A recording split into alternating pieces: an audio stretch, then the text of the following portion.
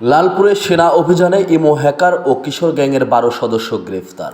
নাটোরের লালপুরে ৯ জুলাই বুধবার ভোর ৫টার দিকে নাটোর জেলার লালপুর উপজেলার বিলমারিয়া ইউনিয়নে সেনাবাহিনীর একটি বিশেষ টহল দল গোপন সংবাদের ভিত্তিতে অভিযান চালায়। অভিযানে সংঘবদ্ধ প্রতারক চক্রের ১২ জন কিশোর গ্যাং সদস্যকে গ্রেফতার করা হয়।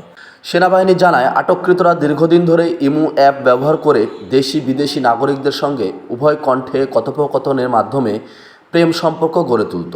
পরে কৌশলে অশ্লীল ভিডিও ধারণ করে ব্ল্যাকমেল করে অর্থ আদায় করত।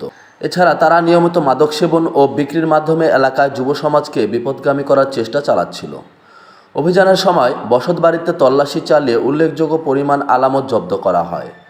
জব্দকৃত আলামতের মধ্যে রয়েছে অ্যান্ড্রয়েড মোবাইল ফোন ১৬টি, বাটন মোবাইল ফোন ১২টি, অতিরিক্ত সিম কার্ড ৩০টি, দেশীয় তৈরি অস্ত্র ১টি, ইয়াবা ট্যাবলেট ৫টি, গাঁজা স্বল্প পরিমাণ।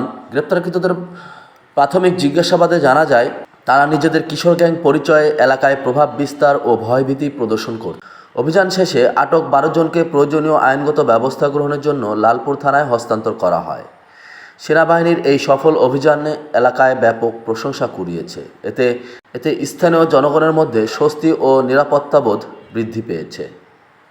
ডেস্ক রিপোর্ট, সজাগ নিউজ।